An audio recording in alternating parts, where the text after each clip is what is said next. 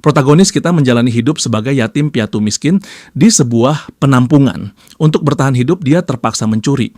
Namun, suatu hari dia dituduh melakukan pembunuhan. Dia dijebloskan ke penjara remaja terburuk untuk menjalani hukumannya. Tempat itu brutal. Metode penyiksaan paling kejam diterapkan tanpa belas kasihan. Bagaimana cara sang tokoh utama melarikan diri dari tempat ini? Apakah dia akan berhasil? Semua itu akan kita temukan dalam manhwa hari ini. Kisah kita dimulai di bawah sorotan lampu kamera yang tersebar di mana-mana. Perwakilan media dari berbagai saluran berita, surat kabar, dan majalah berkumpul demi mendapatkan berita eksklusif. Presiden yang mendapat julukan Presiden Pendidikan karena dukungan luar biasa dan tingkat persetujuan sebesar 87% tertinggi dalam sejarah pemilu muncul di hadapan publik. Presiden terpilih Han Manu bersiap menyampaikan pidato kemenangannya. Pidatonya disiarkan penuh oleh pers dan jaringan berita. Dia membuka pidatonya dengan menyapa warga, menekankan bahwa yang membawanya ke posisi ini adalah kepedulian mendalam terhadap generasi muda yang merupakan masa depan bangsa. Sebagai seorang guru selama bertahun-tahun, ia telah banyak merenungkan apa yang paling bermanfaat bagi anak-anak dan remaja. Yang paling membuatnya sedih dan frustrasi adalah tidak adanya sistem yang mampu membimbing generasi muda dengan baik. Dalam pidatonya, Presiden mengenang sebuah insiden di sebuah sekolah. Saat itu, seorang siswa duduk di kelas dengan headphone terpasang, sama sekali tak peduli pada penjelasan guru. Terjebak dalam dunianya sendiri, ia terus mendengarkan musik. Saat sang guru menyadari perilaku itu, ia terlihat kesal dan memanggil siswa tersebut. Ia memperingatkan bahwa sikap seperti itu tidak dapat diterima. Namun, siswa bernama Yaso tidak menghiraukannya. Guru itu lalu merebut headphone Yaso dan dengan tegas menegurnya. Ia mengingatkan bahwa sudah berkali-kali memperingatkan agar tidak mengenakannya di kelas. Ia meminta Yaso membawa ibunya ke kantor kepala sekolah esok hari. Namun dengan tatapan penuh perlawanan, Yaso tak berniat menuruti perintah itu. Sebaliknya, amarahnya terhadap sang guru justru semakin membara. Tiba-tiba ia meraih rautan pensil yang tajam dan menyerang gurunya dengan ganas. Suasana kelas pun berubah menjadi horor. Siswa-siswa lain hanya bisa terdiam, terpaku menyaksikan adegan brutal itu. Seseorang yang seharusnya menjadi pembimbing dan pendidik, kini menjadi korban kekerasan. Presiden kemudian mengenang insiden lain di jalan raya. Mobil polisi tengah mengejar sebuah kendaraan yang melaju kencang. Di balik kemudi, sekelompok remaja tertawa, menganggap ini sebagai permainan. Mereka menikmati petualangan sembrono ini tanpa memikirkan konsekuensinya. Namun, tiba-tiba seorang wanita menyeberang jalan sambil mendorong kereta bayi. Sang pengemudi muda terkejut. Meski mencoba membanting setir, ia tetap menabrak wanita dan bayinya. Mobil itu lalu menghantam tembok dengan keras. Kecelakaan itu menyebabkan luka parah, bahkan mungkin merenggut nyawa. Namun, para remaja itu tidak merasa menyesal. Mereka tahu bahwa bagaimanapun juga, hukuman yang diberikan takkan pernah benar-benar setimpal dengan perbuatan mereka. Dalam kejadian lain, sekelompok remaja menyerang seorang satpam tua di sekolah. Mereka memukulinya tanpa ampun. Bahkan mereka tegak membakar kulitnya dengan rokok. Meski satpam tua itu memohon dengan putus asa agar mereka berhenti, remaja-remaja itu tetap bersikeras menghukumnya. Mereka mengklaim bahwa pria itu telah melakukan kesalahan yang mereka tidak terima, dan karena itu ia harus menanggung konsekuensinya. Presiden melanjutkan pidatonya. Ia menyatakan bahwa di era ini, tak ada lagi orang dewasa yang mampu mengoreksi perilaku anak-anak dan remaja. Setiap orang terlalu sibuk mengurus urusan masing-masing hingga lalai mengawasi anak-anak mereka sendiri. Banyak yang takut menegur atau menerapkan disiplin ketat, ia menghantam podium dengan keras menyatakan bahwa era keringanan hukuman bagi anak-anak dan remaja telah berakhir.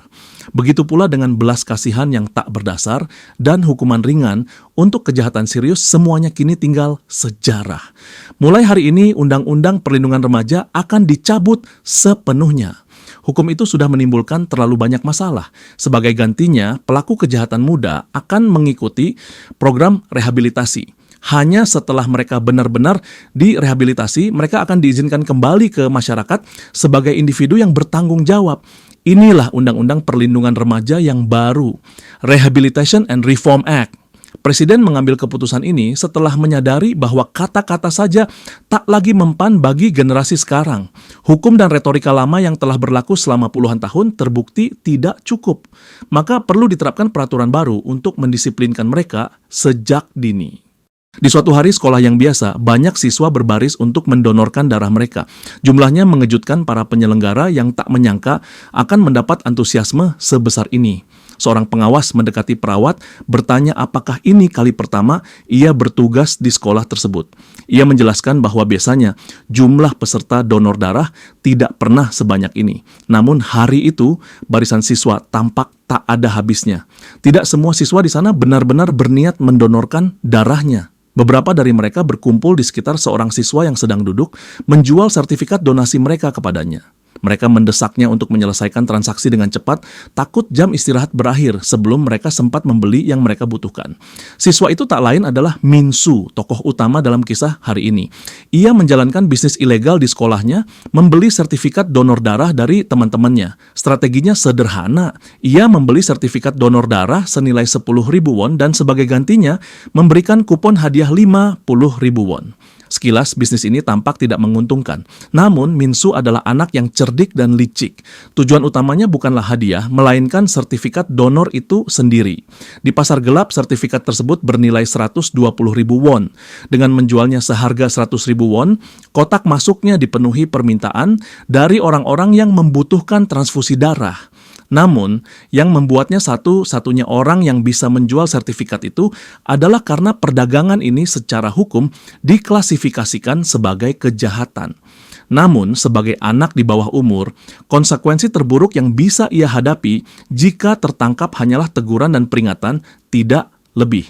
Kekerasan, pencurian, penipuan, bahkan pembunuhan, semua itu tidak mendapat hukuman yang setimpal bagi pelaku di bawah umur. Jadi, kenapa polisi harus repot mengurus pelanggaran kecil seperti yang ia lakukan?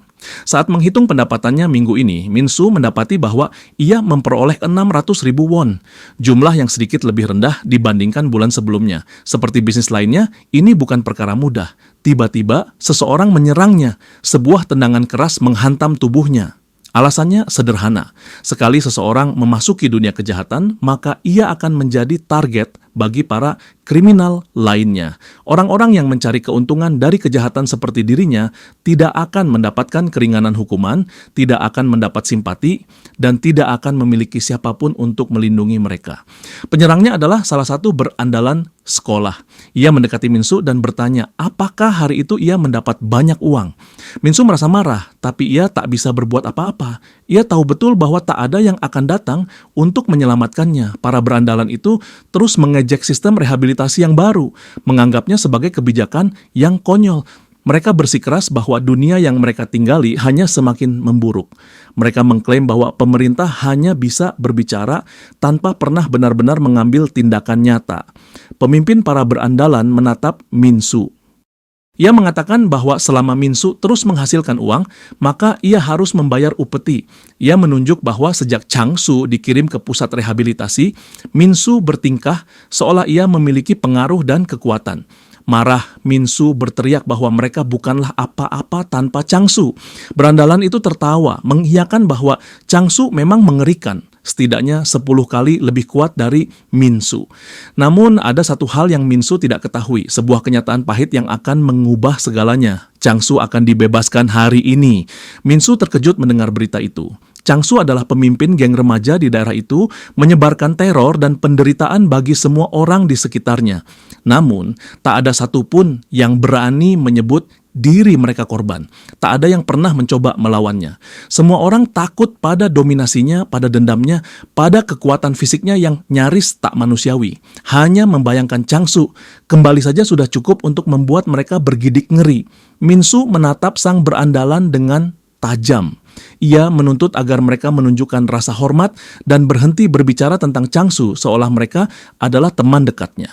Berandalan itu hanya menyeringai, mengejek Min Su. Ia berkata bahwa Min Su pasti sudah gemetar hanya dengan mendengar nama Chang Su disebutkan. Ia menambahkan bahwa Min Su lebih baik segera membayar pajak, karena tidak ada seorang pun yang akan berani melawan kehendak Chang Su. Tanpa banyak bicara, Min Su berjalan menuju tas berisi uangnya. Ia menyuruh mereka mengambilnya sendiri. Para berandalan itu terkejut dengan reaksi tak terduga itu.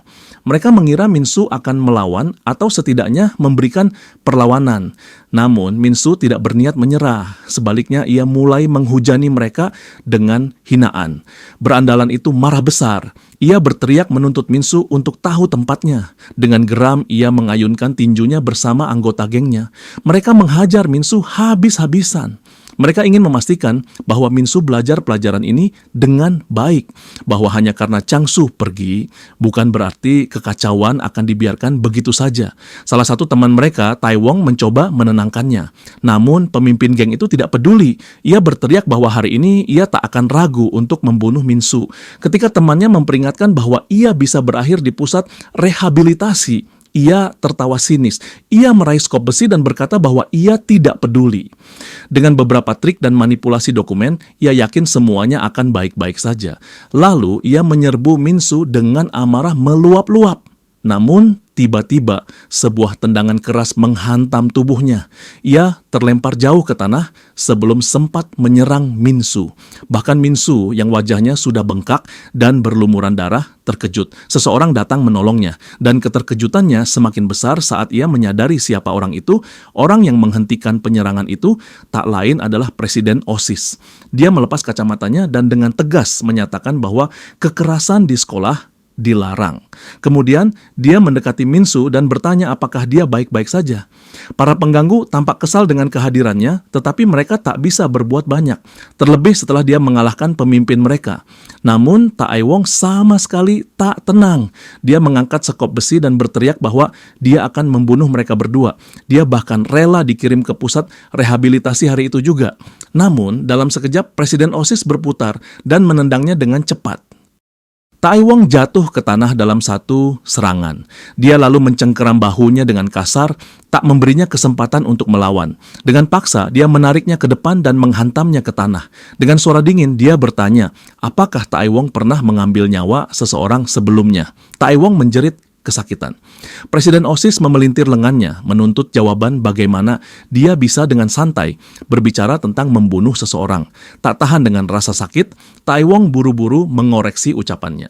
Dia mengatakan bahwa dia tidak bermaksud secara harfiah, hanya ingin memukulinya sampai hampir mati, bukan benar-benar membunuhnya. Saat itu, salah satu pengikut Tae-wong mendekati Presiden OSIS. Sambil mencemooh, dia bertanya siapa dia hingga ikut campur dalam urusan mereka. Dia mencoba menyerang, tetapi Presiden OSIS lebih cepat.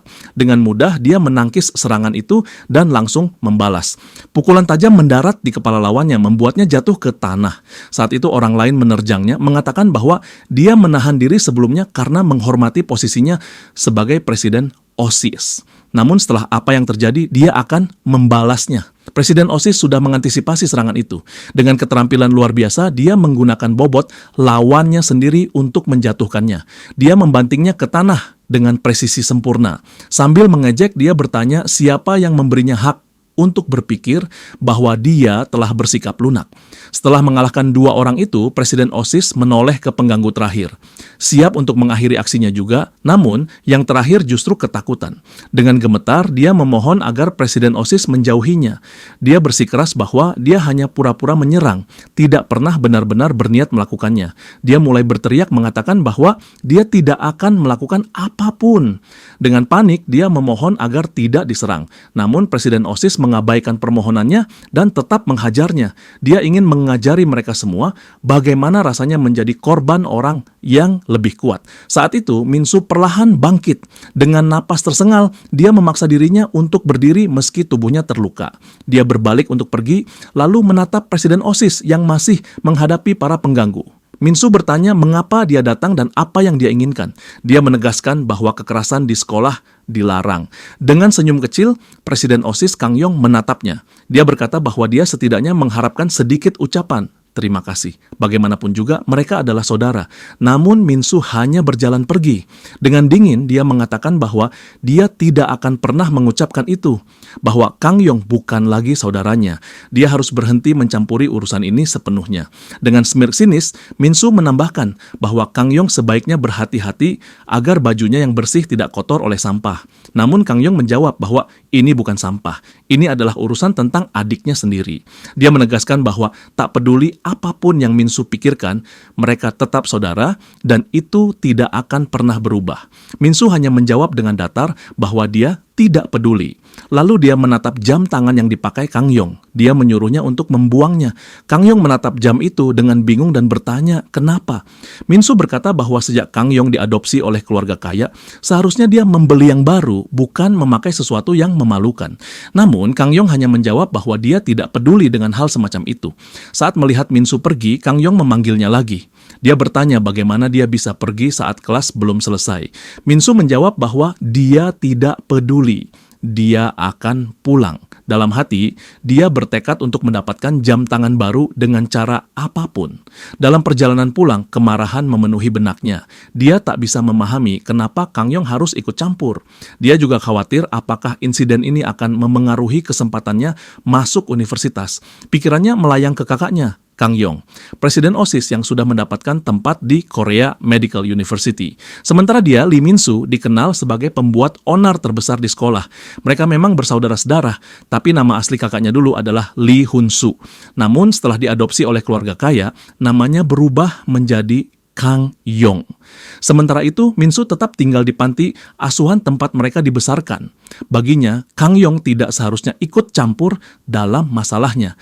Dia seharusnya terus berjalan di jalannya sendiri menuju masa depan cerah.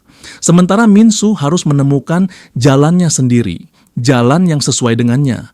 Min-soo memasuki gang yang sepi dan mendekati sebuah peti pakaian tua. Peti itu terkunci rapat dengan beberapa gembok. Di dalamnya tersimpan seluruh uang yang telah ia tabung dengan susah payah, samsip samanweon. Dia menambahkan uang yang ia dapatkan hari itu, tapi menyadari bahwa dia masih membutuhkan 660.000 won lagi untuk mencapai 1 juta. Namun, dia tahu bahwa truk donor darah tidak akan kembali selama 3 bulan ke depan. Jadi dia berpikir untuk mengunjungi pusat donasi yang berafiliasi dengan sekolah lain. Min-soo sangat fokus mengumpulkan uang karena dalam 2 tahun lagi dia akan keluar dari panti asuhan. Pemerintah hanya akan memberinya 5 juta won, jumlah yang bahkan nggak cukup buat bayar deposit kontrakan kecil. Dia merasa harus cepat cari kerja sambilan buat dapetin uang sebanyak mungkin. Tapi dia tahu nggak ada yang mau mempekerjakan anak yatim seperti dia. Rasa bersalah mulai menghantuinya atas apa yang dia lakukan. Dia sadar itu ilegal, tapi itu satu-satunya cara yang dia tahu buat cepat dapat uang. Yang paling dia takutkan adalah jadi beban buat kakaknya di masa depan. Dia nggak mau menghambat atau menghalangi kemajuan kakaknya.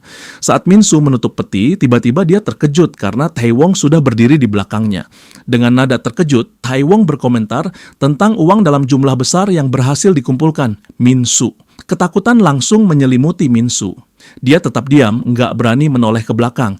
Tapi Tae-wong malah menepuk pundaknya, lalu berkata dengan nada mengejek. Dia memberitahu Min-soo fakta menarik, kalau suatu hari dia ketahuan mendapatkan uang dengan cara ilegal, pemerintah bakal menyita semuanya. Tae-wong tertawa histeris dengan nada jahat, tapi Min-soo tetap tenang. Dengan suara datar, dia bertanya kenapa Tae-wong datang dan apa yang dia inginkan. Ekspresi Tae-wong langsung berubah. Dengan suara dingin, dia bertanya kenapa Min-soo nggak pernah cerita soal ini sebelumnya. Lalu dia menjelaskan satu hal, dia nggak menginginkan apapun. Dia cuma ingin Min-soo merasakan ketakutan setiap kali melihatnya lagi. Beberapa jam sebelumnya, di dalam kelas, Yosong sedang mengikuti pelajaran. Guru masuk ke dalam kelas menyuruh semua murid duduk dan diam. Begitu kelas tenang, dia mengumumkan sebuah berita. Chang-soo yang sebelumnya dikirim ke pusat rehabilitasi kembali ke sekolah hari ini.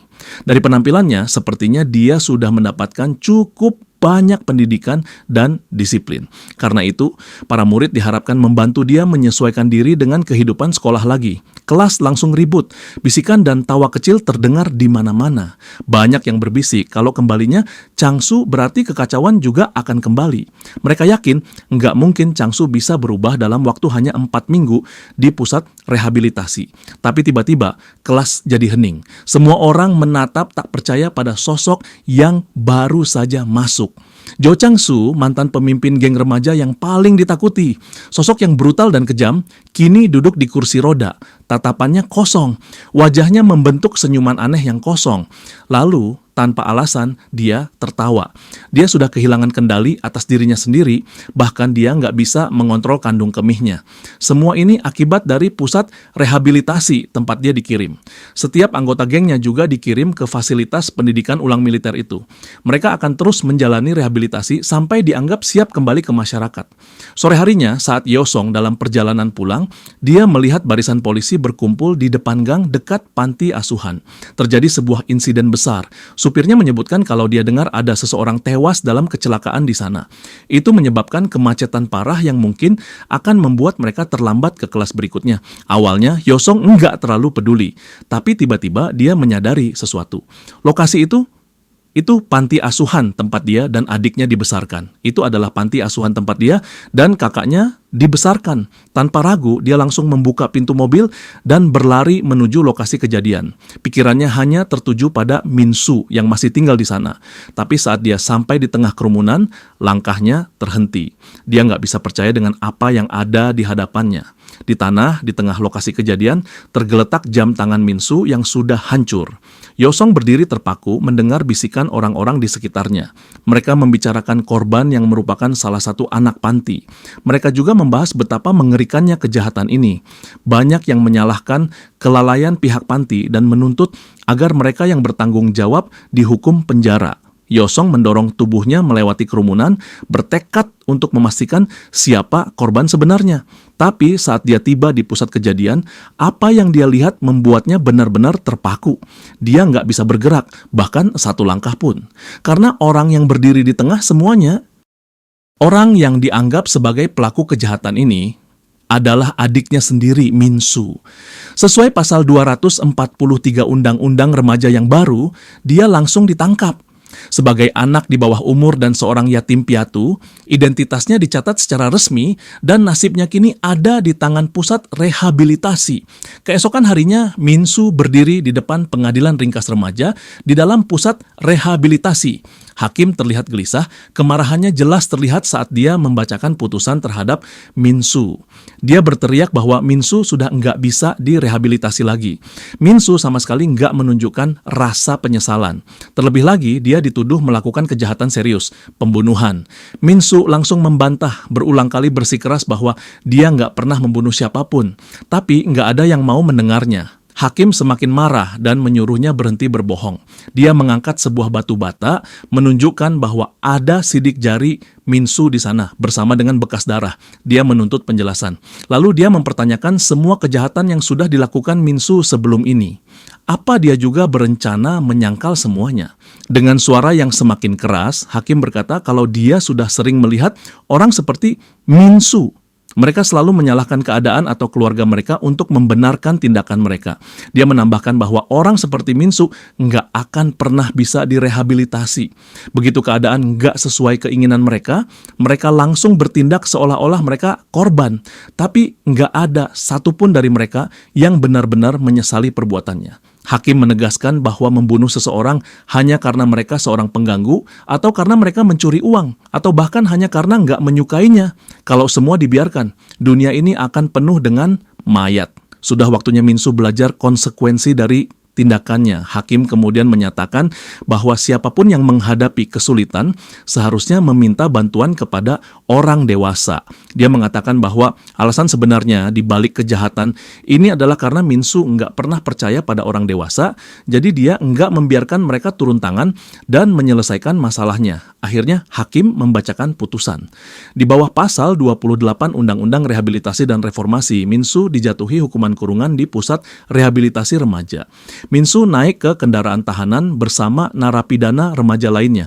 Namun, fasilitas rehabilitasi itu terletak di daerah terpencil di pinggiran Korea. Di dalam kendaraan, para remaja mulai gelisah. Mereka terus mengeluh dan berulang kali bertanya kepada petugas kapan mereka akan tiba di pusat rehabilitasi. Petugas mencoba menenangkan mereka, meyakinkan bahwa mereka sudah dekat dan sebentar lagi akan sampai.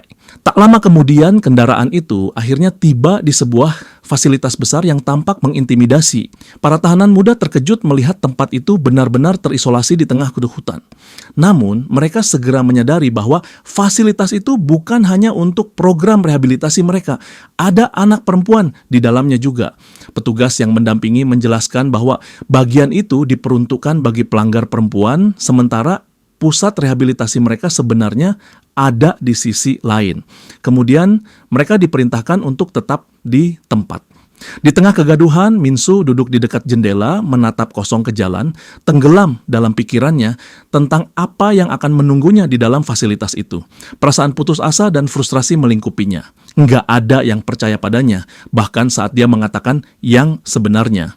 Beberapa menit kemudian, kendaraan itu akhirnya tiba di pusat rehabilitasi, dan para tahanan remaja diperintahkan turun serta berbaris. Salah satu dari mereka mencoba berdebat dengan petugas meminta sebatang rokok, tapi petugas menolak, mengatakan bahwa anak di bawah umur nggak diizinkan merokok. Minsu turun dari kendaraan dengan tenang, sama sekali nggak peduli dengan percakapan di sekitarnya, seolah-olah dia benar-benar terputus dari semuanya. Tapi tiba-tiba dia mendengar teriakan keras. Refleks dia mengangkat kepala hanya untuk melihat pemandangan yang mengejutkan. Para tahanan senior berlari dengan cara yang aneh, menjerit sekuat tenaga. Minsu dan para tahanan baru lainnya terdiam, terpaku di tempat, nggak bisa memahami apa yang sedang terjadi. Namun beberapa detik kemudian, semua orang malah tertawa terbahak-bahak. Mereka merasa adegan itu konyol, dan mulai mengejek cara para tahanan senior berlari dan menjerit. Tapi tawa mereka langsung terhenti saat suara petugas menggema, memerintahkan mereka untuk tetap di posisi masing-masing.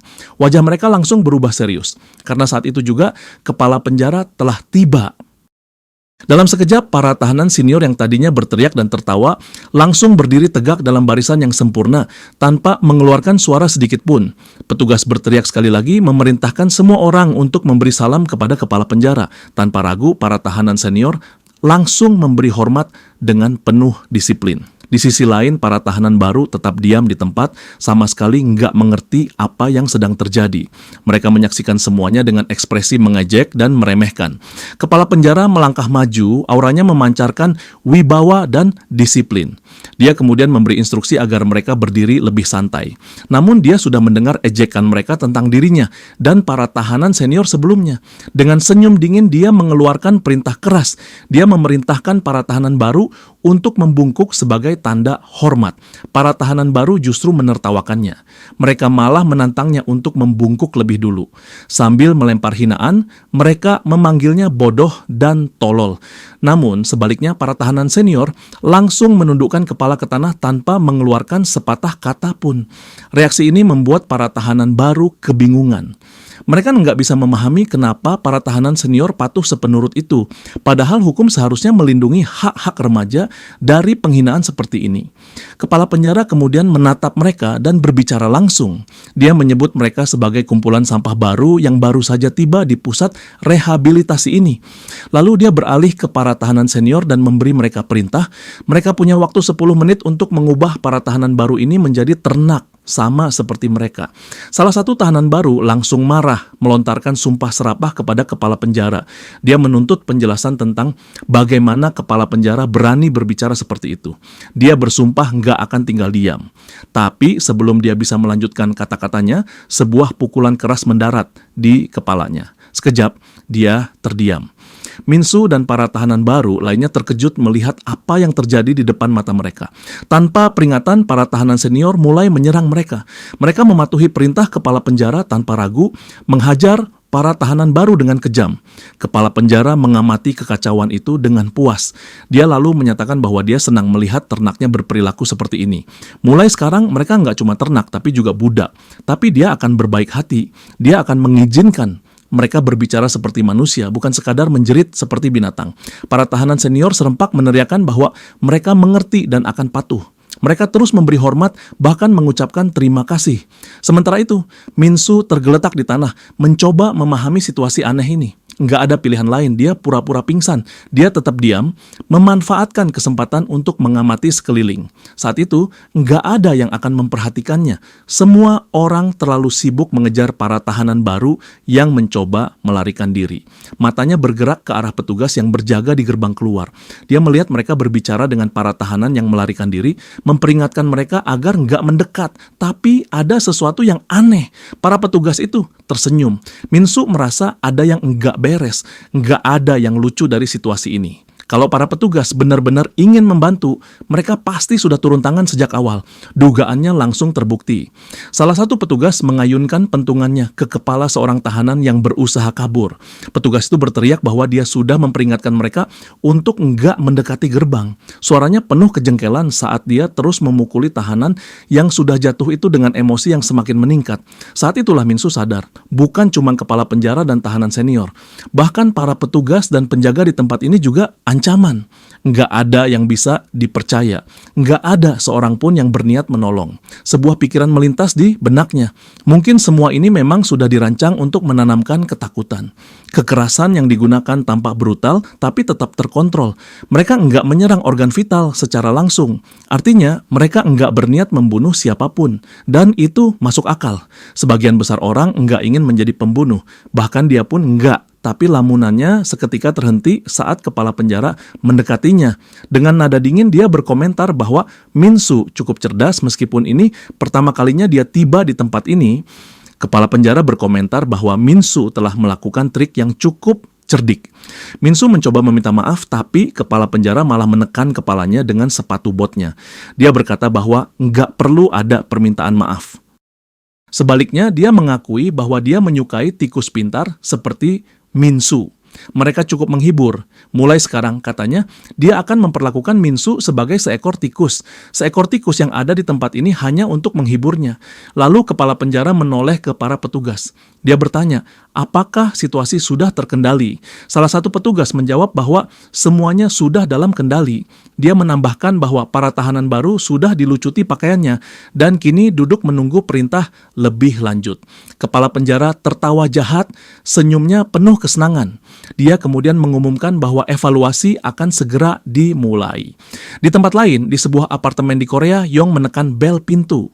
Namun, nggak ada jawaban. Dia melirik jam tangannya. Tepat pukul 2 siang, waktu yang ideal ketika nggak ada siapapun di rumah. Dia merogoh saku mantel dan mengeluarkan gunting yang sudah dia persiapkan. Dengan cekatan, dia mulai bekerja pada kunci pintu yang rapat. Dalam hitungan detik, pintu itu terbuka. Saat melangkah masuk, dia menggumamkan permintaan maaf kalau ada seseorang di dalam. Dia mengingat kembali masa kecilnya bersama saudaranya. Dulu, Min-soo biasanya berjaga di lorong, sementara Yusong menyelinap masuk untuk mencuri barang berharga. Mereka terus melakukannya sampai akhirnya tertangkap polisi dan dikirim ke panti asuhan. Namun pada saat itu mereka sudah sangat terlatih. Mereka bisa mengosongkan rumah dalam waktu 5 menit. Meskipun begitu, Yusong nggak pernah membayangkan bahwa dia akan kembali melakukan hal semacam ini di masa dewasa. Tapi kali ini dia meyakinkan dirinya sendiri bahwa dia bukan pencuri. Dia hanya mencari jawaban. Orang yang ingin dia temui adalah Jo Chang-woo yang terbaring di ranjang dengan tubuh terikat. Mulutnya terbuka, tapi dia nggak bisa mengeluarkan suara. Yusong mendekatinya dan bertanya dengan nada tajam. Dia ingin tahu kenapa adiknya bisa berakhir di tempat itu. Tempat seperti apa yang bisa mengubah seorang brutal seperti Chang-soo menjadi selemah ini? Desas-desus mengatakan kondisinya disebabkan oleh jatuh dan cedera kepala. Tapi nggak ada tulang yang patah, nggak ada luka serius. Jadi Yusong mendesaknya lebih jauh. Dia bertanya apakah ada sesuatu yang terjadi di dalam fasilitas itu. Terutama karena Jo Chang-woo dulu nggak pernah takut pada apapun, bahkan polisi pun menghindarinya. Tapi sekarang keadaannya jauh dari normal. Namun Chang-woo tetap nggak menjawab. Tubuhnya justru bergerak tak terkendali, tersentak dengan kejang-kejang aneh. Kesabaran Yusong habis. Dia berteriak padanya. Dia mengingatkan bahwa Chang-woo hanya menghabiskan 4 minggu di sana, sementara Min-soo mungkin nggak akan pernah bisa keluar. Dia memaksanya untuk sadar dan bicara sebelum semuanya terlambat. Namun, yang terjadi justru mengejutkannya. Chang-woo tiba-tiba tertawa histeris.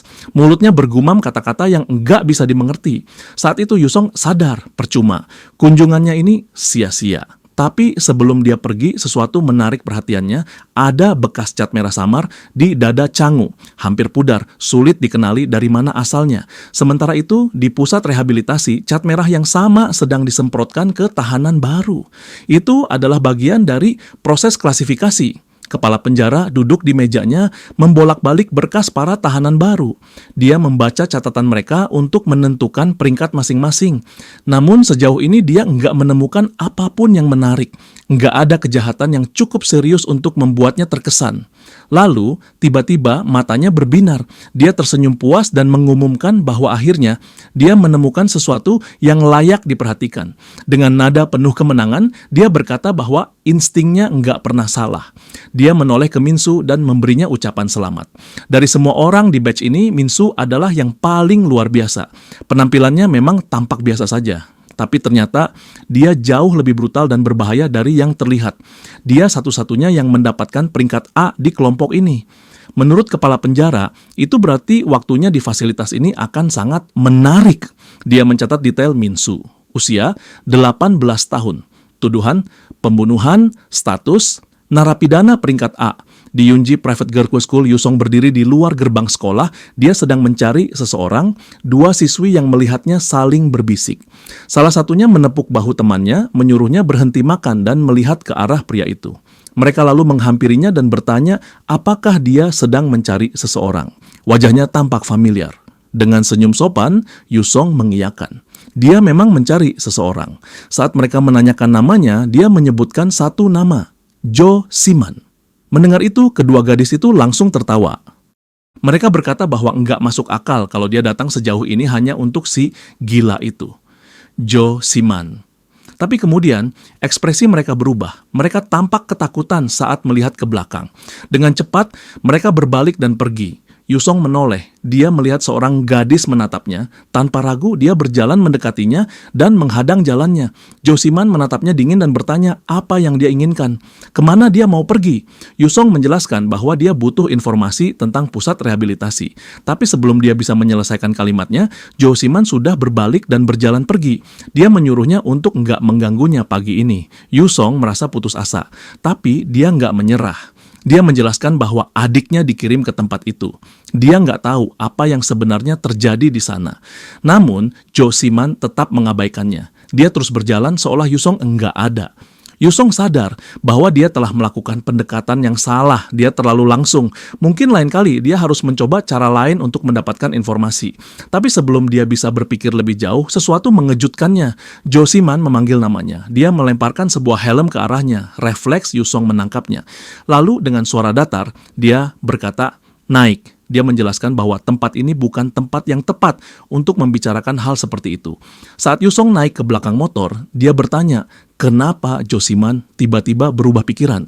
Gadis itu menjawab singkat, karena saudaraku juga masih terkurung di sana. Mendengar ini, dia kembali bertanya tentang kondisi di dalam pusat rehabilitasi. Dia terdiam sejenak, lalu akhirnya menjawab dengan suara penuh rasa sakit. Di sana seperti neraka. Setelah proses peringkat dan klasifikasi selesai, sipir memberitahu para tahanan bahwa baru 3 jam berlalu dan itu baru sesi latihan pertama mereka. Sesi kedua akan dimulai segera. Minsu merasa kalau dia bertahan lebih lama lagi, dia bisa mati. Tapi sipir sama sekali nggak menunjukkan belas kasihan. Dia langsung memerintahkan petugas untuk memulai latihan berikutnya. Para tahanan harus meneriakkan babi pada hitungan pertama dan menjerit pada hitungan kedua sambil melakukan squat dan lompatan. Minsu yang kelelahan bertanya-tanya kapan siksaan ini akan berakhir.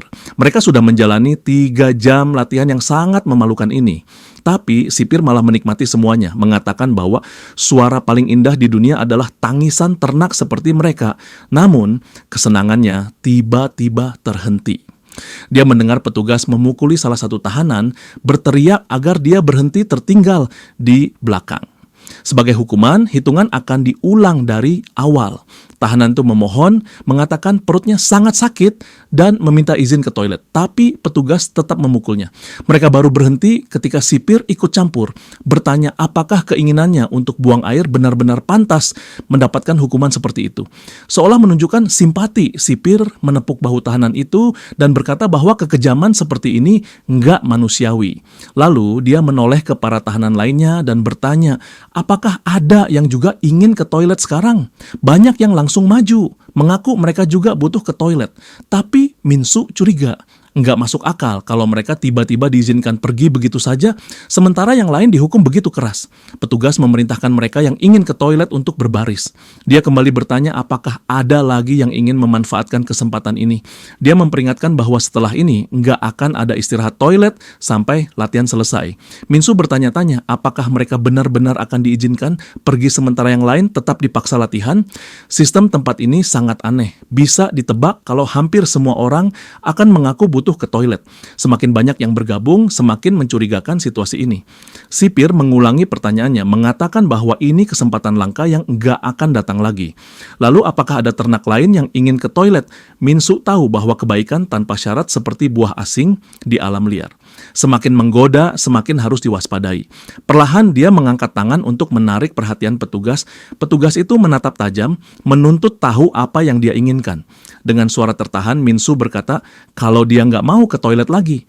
Dia ingin melanjutkan latihan. Petugas itu langsung marah. Dia berjalan cepat ke arah Minsu, bertanya apakah dia pikir tempat ini adalah permainan. Minsu dengan napas tersengal menjelaskan bahwa ototnya terlalu lelah, menyebabkan sakit perut sementara, tapi sekarang dia sudah baik-baik saja. Petugas mendorongnya dengan kasar ke tanah, lalu memerintahkannya kembali ke barisan. Dia memperingatkan bahwa dia akan mengawasinya.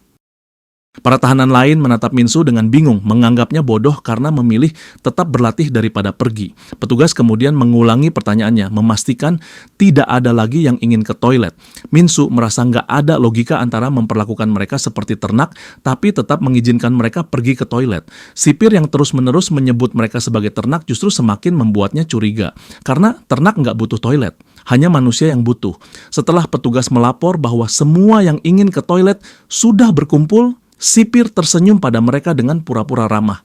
Dia mengatakan bahwa baik manusia maupun hewan berhak untuk buang air. Dia memberi mereka waktu 30 menit untuk melakukannya. Kelompok yang diperbolehkan pergi tertawa, melirik yang tetap tinggal dengan pandangan meremehkan, menganggap mereka bodoh. Tapi Sipir malah tertawa kecil dengan nada mengejek. Lalu kenapa kalian menertawakan mereka? Tanyanya. Dia bersikeras bahwa justru yang tinggal di barisanlah yang pantas ditertawakan, bukan mereka yang pergi. Semua orang terdiam. Mereka nggak bisa memahami maksud ucapannya. Sipir melanjutkan, mengatakan bahwa mulai saat ini mereka nggak lagi dianggap sebagai ternak. Mereka sekarang adalah kelabang. Minsu merasa tidak nyaman dengan perumpamaan aneh itu. Dia berusaha memahami maksudnya. Tapi Minsu segera menyadari bahwa kecurigaannya sepenuhnya benar. Dia tahu bahwa kelabang termasuk dalam kelas Chilopoda biasanya memiliki 15 pasang kaki, meskipun beberapa spesies bisa memiliki hingga 177 pasang. Di benaknya, makhluk seperti itu lebih rendah dari manusia maupun hewan. Para petugas menyusun para tahanan dalam formasi, memaksa mereka untuk meniru bentuk kelabang. Mereka diberitahu bahwa mereka bukan ternak, bukan juga babi. Mereka adalah sesuatu yang jauh lebih rendah dari itu. Makhluk tak berharga yang bahkan nggak pantas disebut sebagai makhluk hidup. Untuk menegaskan hal itu, Sipir menghantam perut seorang tahanan dengan brutal. Dia menyatakan bahwa mereka bahkan nggak layak disebut serangga. Mereka hanyalah makhluk kecil yang hina dan menyedihkan. Seluruh barisan ambruk akibat pukulan itu. Tapi Sipir dan para petugas terus melancarkan serangan mereka tanpa belas kasihan. Saat apa yang disebut sebagai latihan, yang lebih mirip penyiksaan akhirnya berakhir, mereka disiram dengan air es. Peluit berbunyi menandakan sesi selesai dan waktu istirahat makan siang dimulai. Sipir mengumumkan bahwa latihan hari ini telah berakhir. Lalu, dia memerintahkan agar ternak dibawa ke dalam untuk menerima jatah jerami mereka. Di dalam ruang makan pusat rehabilitasi, makanan yang disajikan hanyalah sisa-sisa yang nyaris nggak layak dikonsumsi. Porsinya sangat sedikit, bahkan nggak cukup untuk mengenyangkan satu orang.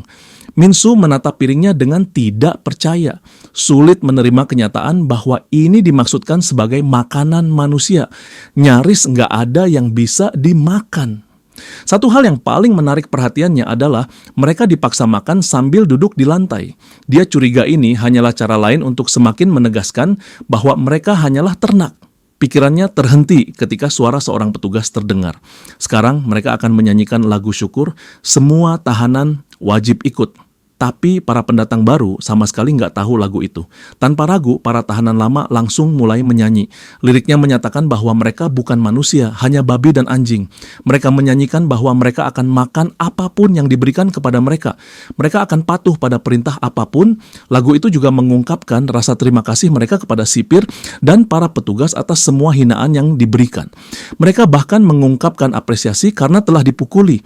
Minsu merasa jijik. Tempat ini begitu tidak manusiawi, kekejamannya luar biasa mengerikan. Namun, dia bertekad, terlepas dari bagaimana dia diperlakukan, apakah sebagai ternak atau bukan, dia akan bertahan. Tak peduli seberapa besar penghinaan yang harus dia tanggung, dia akan menahannya.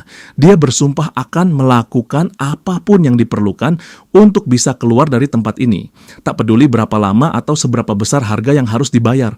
Sementara itu, di tempat lain, Yuong dan Joseon tiba di sebuah jembatan yang menghadap pusat rehabilitasi. Joseon mengatakan bahwa dia datang ke sini setiap hari. Sejak meninggalkan tempat itu, Joseon selalu datang ke jembatan ini. Berdiri di sana menatap pusat rehabilitasi, bertanya-tanya nasib apa yang menunggu adiknya di dalam. Yusong menjawab bahwa adiknya masih menunggu persidangan resmi, tapi kemungkinan besar dia akan tetap dikirim ke pusat itu. Dia bertanya apakah Joseon benar-benar percaya kalau tempat itu seperti neraka. Joseon menjawab bahwa neraka mungkin malah lebih baik. Dia menjelaskan bahwa tempat itu nggak layak untuk manusia. Dia masih terus dihantui mimpi buruk tentang semua yang mereka alami di sana. Sampai-sampai dia nggak bisa tidur tanpa obat tidur. Lalu dia menatap Yusong. Dia tampak sangat khawatir tentang adiknya. Begitu khawatir sampai-sampai dia mencarinya hanya demi sang adik. Yusong mengakui bahwa ini adalah permintaan terakhir ibunya sebelum meninggal. Dia harus melindungi adiknya. Tapi bahkan permintaan sederhana itu pun nggak bisa dia penuhi. Itulah kenapa dia datang ke Joseon. Dia harus melakukan sesuatu, apapun, sebelum semuanya terlambat. Dari semua orang yang berhasil keluar dari tempat itu, Joseon adalah satu-satunya yang tampak masih dalam kondisi baik. Joseon kemudian bertanya apakah dia ingin tahu bagaimana dia bisa bertahan dan keluar dari pusat rehabilitasi. Yusong langsung bertanya apakah itu berarti memang ada cara untuk melarikan diri. Dia mendesaknya untuk menjelaskan bagaimana dia berhasil keluar sambil tetap mempertahankan kewarasannya. Saat itu ekspresi Joseon berubah drastis, dia tiba-tiba terlihat gila. Yusong membeku, terkejut melihat tingkah anehnya. Tapi Joseon segera menjelaskan bahwa dia hanya berpura-pura memiliki gangguan mental, dan dia benar-benar serius. Yusong tampak kesal dengan jawabannya. Dia mengatakan bahwa ini bukan lelucon. Joseon harus serius dan mengatakan yang sebenarnya. Tetap tenang, Joseon meyakinkannya bahwa dia nggak bercanda. Lalu dia mengangkat tangannya dan melepas wig yang dia kenakan. Yusong membelalakan mata, ngeri melihat kepalanya. Kulit kepalanya cacat dan terbakar parah. Joseon menjelaskan bahwa pusat itu menampung orang-orang paling gila di negeri ini. Mereka selalu tegang, membuat perilaku mereka benar-benar di luar nalar. Dia mengatakan bahwa dia nggak pernah membayangkan akan melihat seseorang yang dengan sukarela mencelupkan kepalanya ke dalam minyak mendidih. Yusong meminta maaf, mengakui bahwa dia nggak tahu kalau Joseon telah menderita sejauh itu. Dia memintanya untuk berhenti membicarakannya. Joseon menjelaskan bahwa berpura-pura gila membuatnya bisa dibebaskan lebih cepat, tapi dia ragu cara itu akan berhasil untuk Yusong. Tiba-tiba dia menyadari bahwa wajah Yusong membeku di tempat. Kesal, dia menendangnya dan menyuruhnya mengubah ekspresi wajahnya. Dia memperingatkannya agar tidak mengasihaninya. Jika dia melakukannya, dia akan membuatnya menyesal. Lalu dia bertanya apakah Yusong masih tertarik untuk mengetahui arti tanda A yang dilukis di tubuh para tahanan. Yusong langsung tersadar. Joseon menegaskan bahwa jelas sekali dia nggak tahu apa-apa. Jadi dia akan menjelaskannya dengan tenang. Dia merinci bagaimana setelah upacara orientasi gabungan untuk tahanan pria dan wanita, para pendatang baru diberi mandi, makanan, dan pakaian. Lalu untuk mencegah percobaan pelarian, sebuah kalung dengan alat pelacak GPS dipasang di leher mereka. Kembali ke pusat rehabilitasi, Minsu berjalan menuju kamar yang ditugaskan padanya. Dia memperhatikan bahwa pakaian yang diberikan kepadanya terlalu longgar. Dia juga bingung dengan kalung aneh di lehernya. Tapi dia nggak punya waktu untuk memikirkannya karena seorang petugas berteriak, menyuruh mereka untuk tidak berlama-lama dan tetap dalam barisan. Setelah mengumpulkan barang-barang mereka, para tahanan dikawal ke ruangan khusus untuk mengklasifikasikan mereka berdasarkan tingkat kejahatan mereka. Misalnya, ruangan E diperuntukkan bagi pelanggaran ringan, ruangan D untuk kasus kepemilikan narkoba, ruangan B tempat Joshon dulu ditempatkan diperuntukkan bagi mereka yang melakukan kekerasan. Itu berarti ruangan A adalah tempat yang paling cocok untuk Min-soo, karena ruangan itu dikhususkan untuk mereka yang didakwa dengan kasus pembunuhan atau kejahatan serupa, dan Min-soo termasuk di antara mereka. Saat memasuki ruangan, Min-soo menyadari bahwa tempat itu sangat sunyi. Dia merasa ini hanyalah ketenangan sebelum badai. Dia tahu ini bukan saat yang tepat untuk lengah. Tiba-tiba salah satu tahanan di dalam ruangan berteriak padanya, mempertanyakan apakah dia butuh undangan resmi untuk memperkenalkan diri.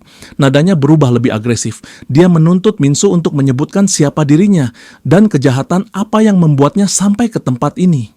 Min-soo segera menyadari bahwa cara mereka adalah mengintimidasi dulu, bertanya belakangan, dan menggunakan kekerasan sebagai pendekatan utama. Jadi dia menjawab dengan tenang. Dia pernah tinggal di panti asuhan penguin dan merupakan siswa di SMA Sandra. Salah satu tahanan tertawa sinis mengejek bahwa Min-soo telah memilih jalan yang ikonik sejak awal. Sementara yang lain berkomentar bahwa dia mengenali sekolah itu. Ruangan itu langsung sunyi saat pemimpin mereka memerintahkan untuk diam. Dia lalu menoleh ke Min-soo dan bertanya kenapa dia ada di sana. Dia menekankan bahwa ditempatkan di ruang A berarti Min-soo telah melakukan kejahatan yang sangat serius. Min-soo menatap pria yang berbicara dengannya, segera menyadari bahwa orang ini jelas adalah pemimpin kelompok itu. Jadi dia menjawab bahwa tuduhan yang membawanya ke sini adalah pembunuhan. Para tahanan lainnya terkejut mendengar jawabannya. Mereka berbisik di antara mereka sendiri, heran bahwa akhirnya ada seorang pembunuh sungguhan di antara mereka. Saat itulah Min-soo menyadari bahwa dia satu-satunya di ruangan ini yang dituduh melakukan pembunuhan. Meskipun sebelumnya dia mengira kamar-kamar di pusat ini dikategorikan berdasarkan jenis kejahatan, ternyata tidak begitu. Jika pembunuhan dianggap sebagai tuduhan paling berat, maka kemungkinan hierarki kekuasaan di antara para tahanan didasarkan pada seberapa berat kejahatan mereka. Salah satu tahanan mencibir mengatakan bahwa Bobby tampaknya sial dan akan tetap menjadi yang terlemah dalam kelompok ini. Min-soo bingung. Dia tadinya mengira orang ini adalah pemimpin kelompok, tapi ternyata dia hanyalah tahanan baru lainnya. Saat diperhatikan lebih saksama, Min-soo baru menyadari bahwa pemimpin sebenarnya sedang duduk di atas Bobby, menggunakannya sebagai kursi. Pemimpin itu bangkit berdiri, menggerutu tentang betapa menyebalkannya Bobby. Seketika, seorang tahanan lain menendang Bobby, mengejek bahwa dia bahkan nggak cukup berguna untuk dijadikan kursi. Dia menambahkan bahwa Bobby tadinya berharap bisa lepas dari gelar pendatang baru dan digantikan oleh orang lain. Tapi, sial baginya, tahanan baru yang datang malah dituduh pembunuhan. Min-soo tetap diam, mengamati semuanya. Dia sadar bahwa dimanapun, baik di dalam maupun di luar pusat ini, yang lemah selalu ditindas. Dan kalau begini cara mereka memperlakukan yang terlemah, maka lebih baik dia dikenal sebagai seorang pembunuh. Pukul 19 tiba waktunya untuk menulis esai pembelajaran. Setiap tahanan diwajibkan menulis 10 esai per hari. Min-soo merasa kesal, nggak tahu harus menulis apa. Dia nggak pernah membunuh siapapun, jadi dia nggak tahu apa yang diharapkan darinya. Sementara itu, saat dia melihat ke sekeliling, para tahanan lain malah bermain tenis menggunakan kertas esai mereka. Dia bertanya-tanya apakah mereka sudah selesai menulisnya. Salah satu dari mereka yang masih sibuk bermain menjawab bahwa nggak ada yang peduli dengan esai itu. Dia menjelaskan bahwa Bobby yang menuliskan semua esai mereka, jadi mereka nggak perlu melakukan apapun. Mereka mencoba membujuk Min-soo untuk membiarkan Bobby menulis esainya juga. Tapi Min-soo menatap Bobby dan bertanya kenapa dia berhenti menulis. Bobby ragu-ragu lalu meminta izin untuk ke kamar mandi.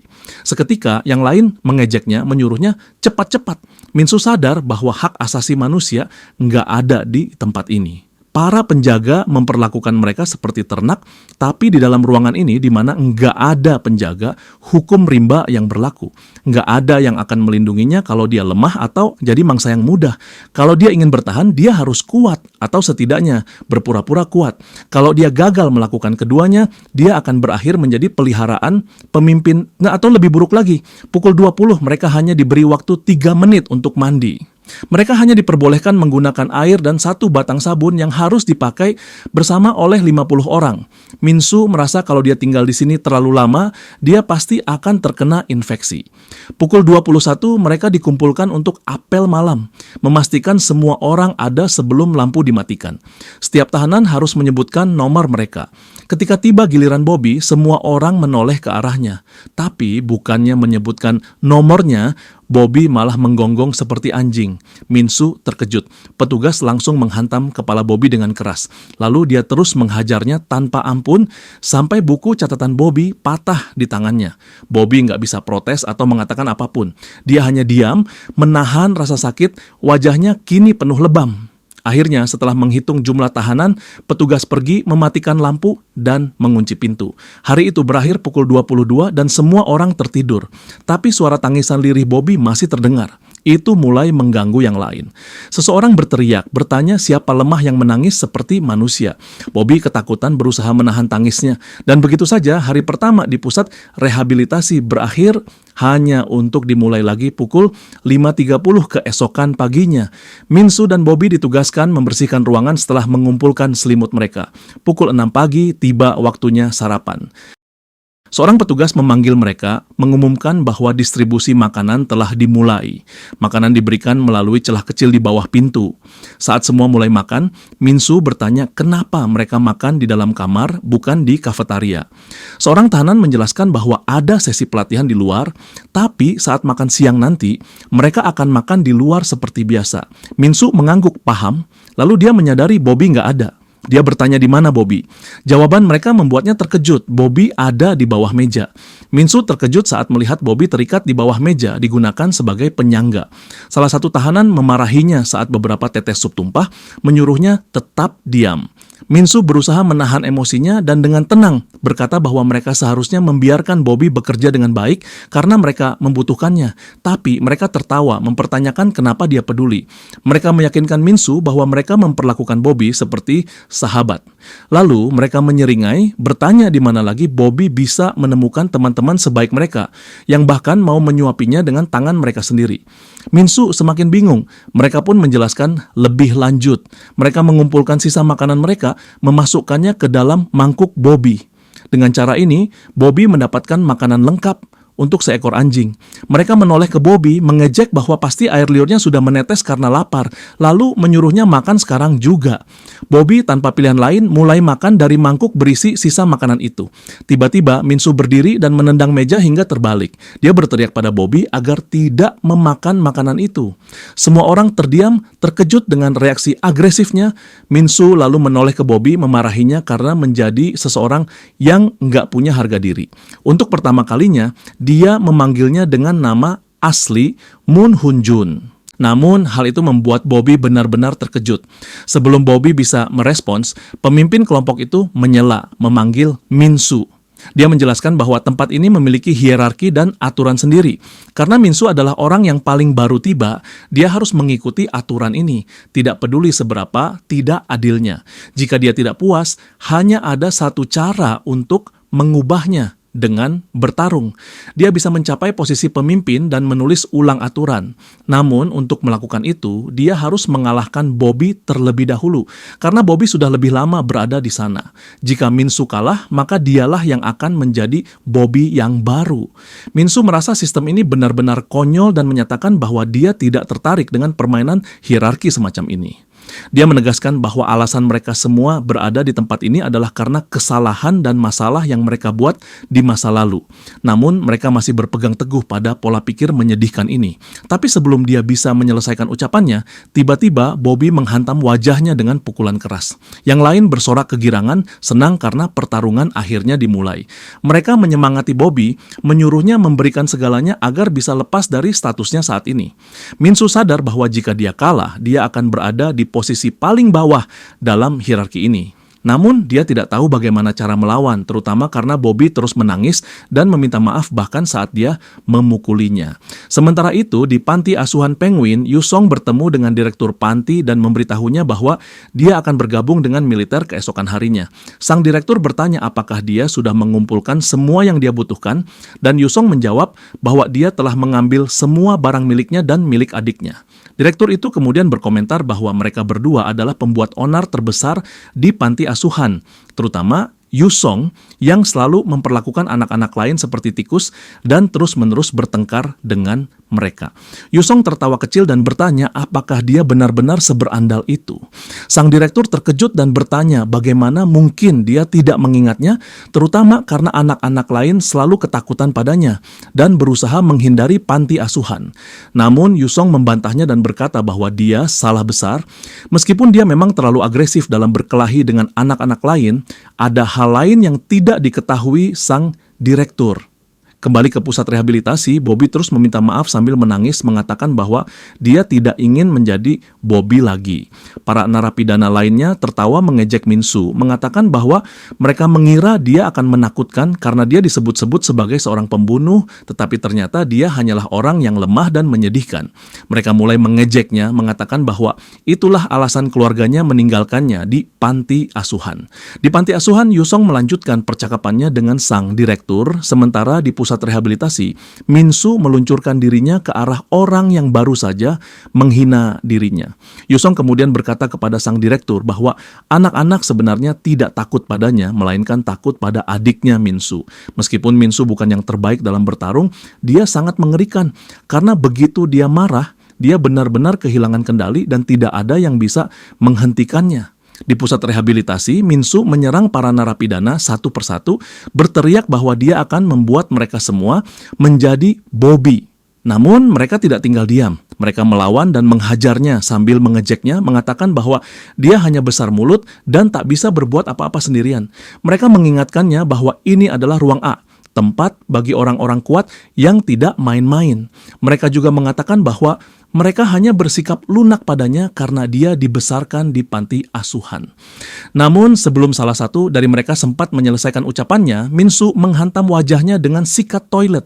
Dia terus memukulinya, berteriak bahwa orang itu tidak berhak menghina ibunya atau membicarakannya lagi.